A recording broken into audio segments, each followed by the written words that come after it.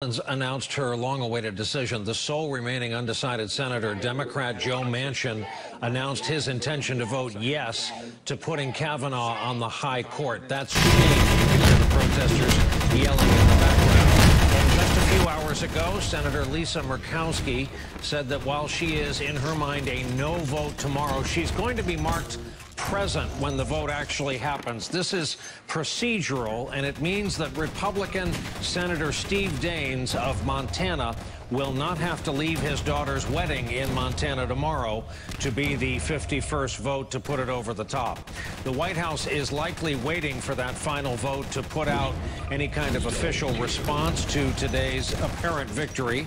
However, our NBC News colleagues in Washington report tonight the mood inside the West Wing was one of, quote, euphoria and relief. And then tonight, as we mentioned, this brand new reporting from the New York Times, which adds to what we already knew, that the scope of the investigation was limited from the start.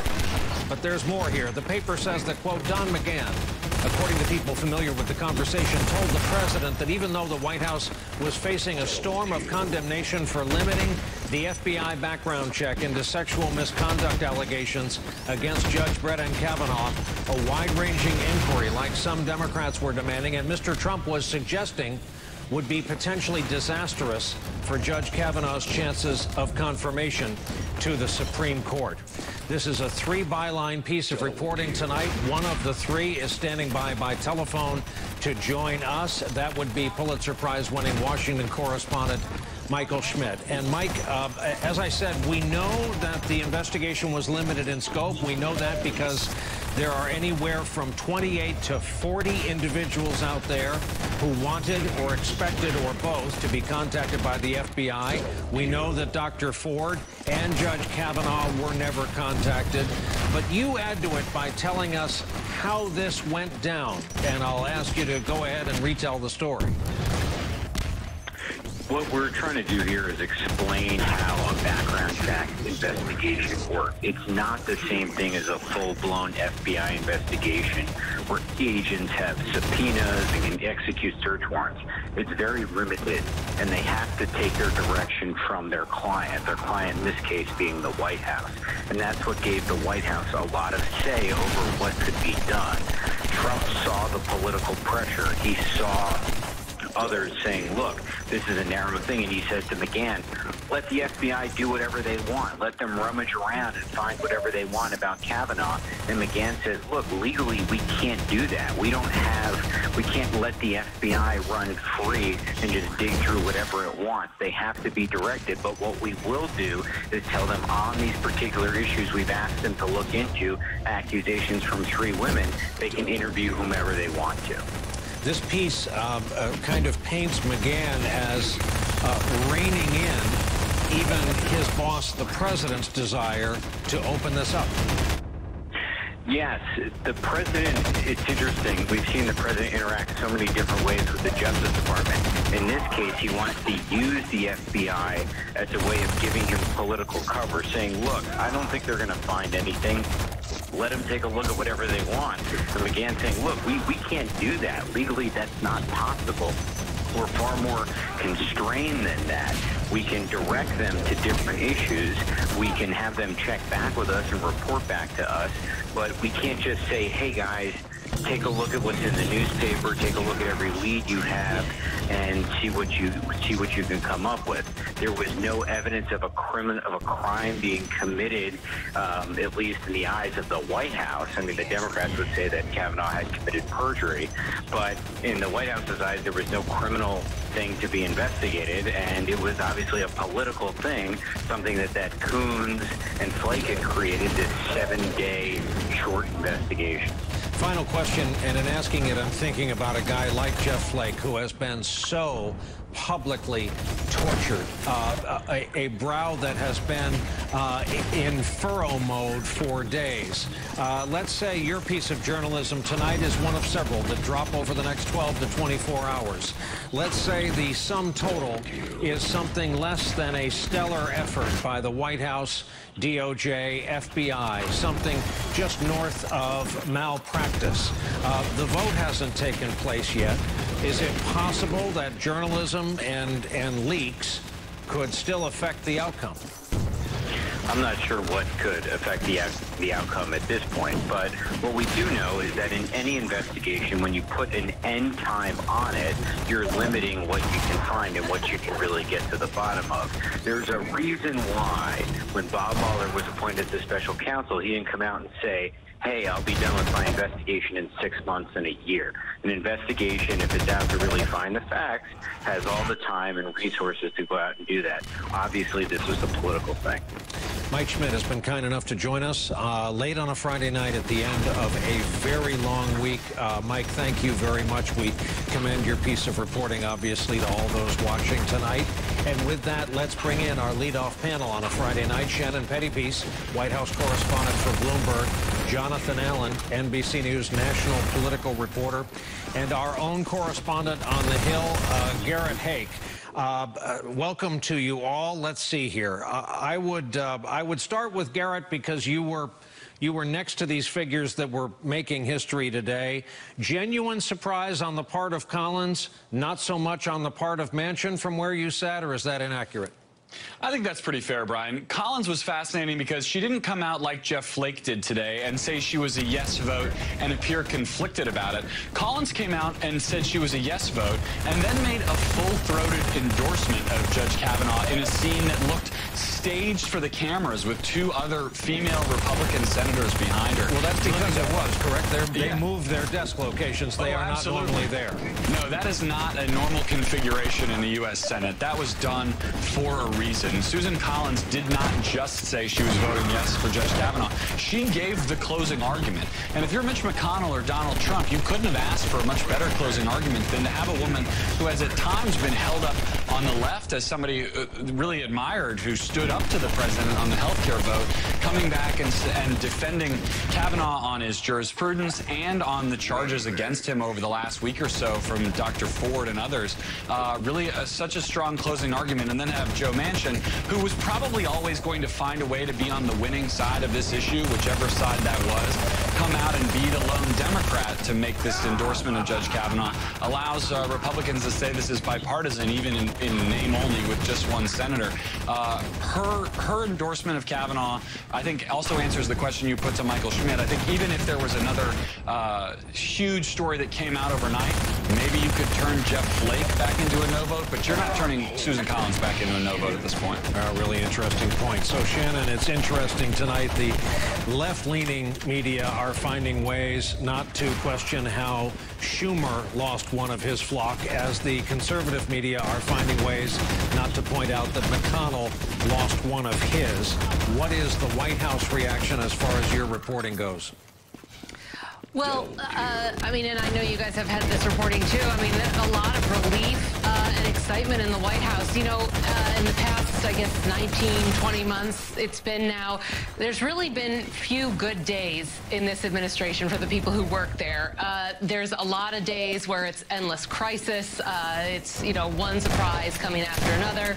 This was one of those rare few good days that people had where they could be relieved and feel like they had a win, and not just a win, but that they went to war, they went to battle with the Democrats, and they feel like they've won. So this is going to put a lot of wind in the sails of the White House. This is really going to boost people's morale a lot until, I guess, the next crisis comes along and probably drags everything back into, you know, disarray and demoralized, exhausted employees, which is what the sense you get from a lot of people there is today.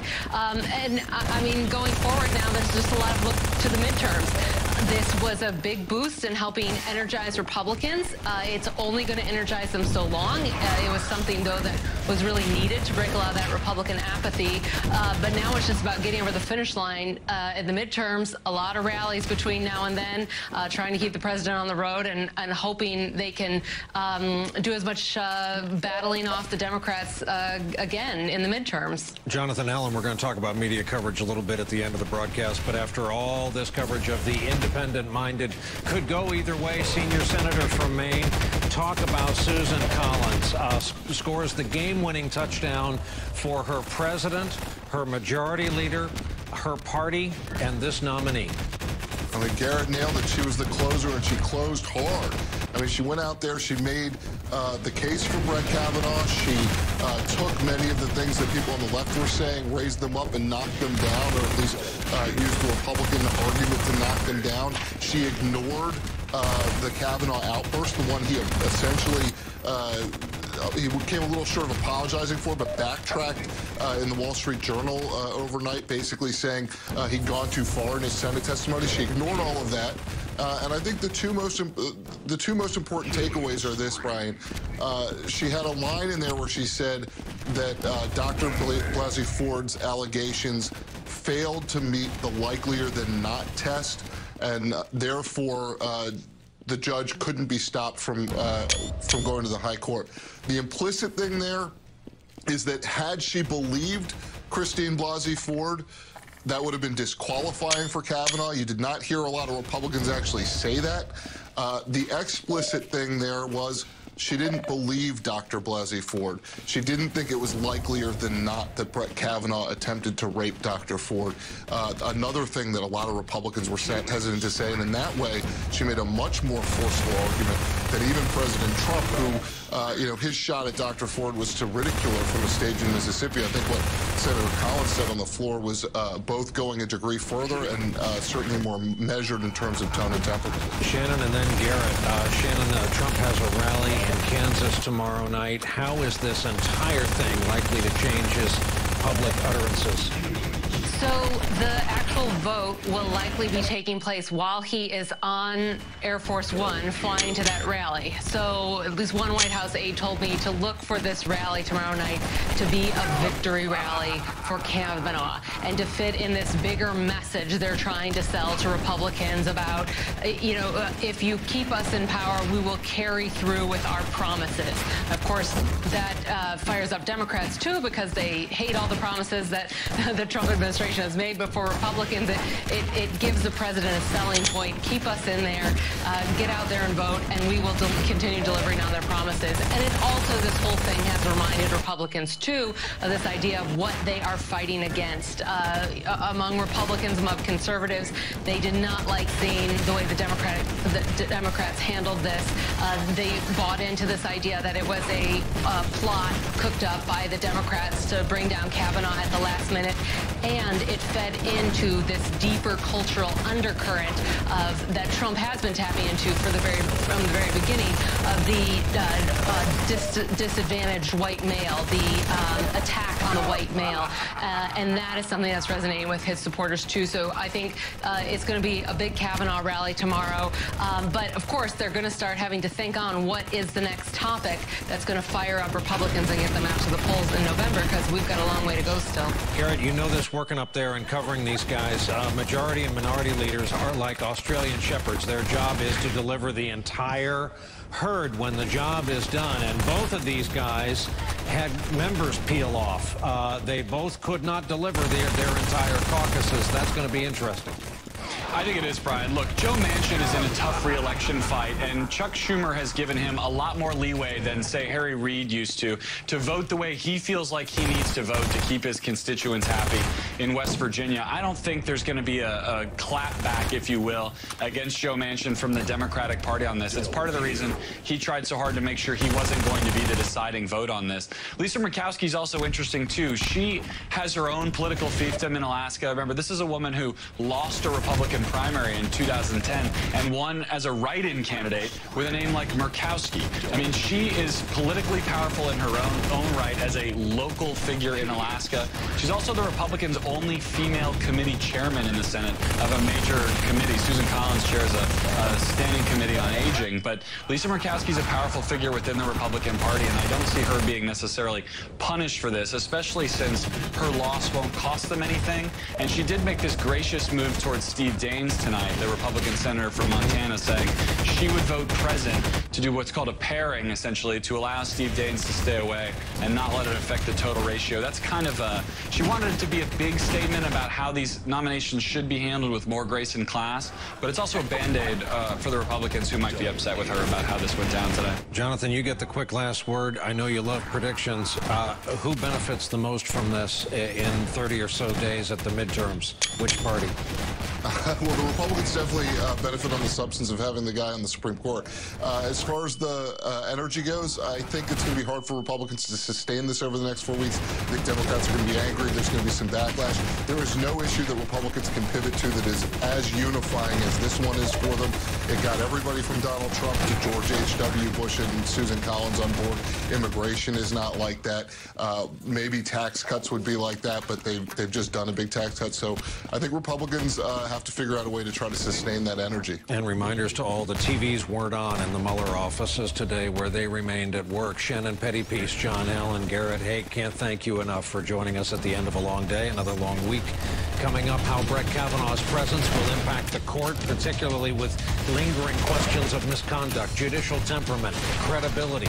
And later, what this confirmation has done to both parties and where, as Jonathan was saying, all that energy, all that anger goes now. We're just getting started on this aforementioned Friday night. When we break news, we begin this morning with some breaking news. we're merely breaking the surface of the story. Jaw-dropping breaking news. Paul Manafort flipped in Mueller's investigation. The only way to uncover the whole story The road to recovery will be a long one for folks here in North Carolina. is to dig deeper than anyone else.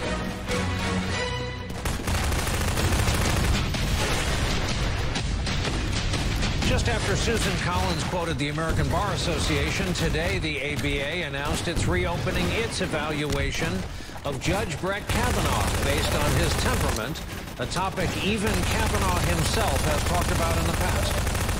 To be a good judge and a good umpire, it's important to have the proper demeanor. No. I thought only the Senate. You got this up. I'm gonna talk about my high school. No, I'm gonna talk about my high school record if you're gonna sit here and mock me. It's very important at the outset for a judge who wants to be an umpire to avoid any semblance of that partisanship, probably most fundamental thing for a judge who wants to be an umpire.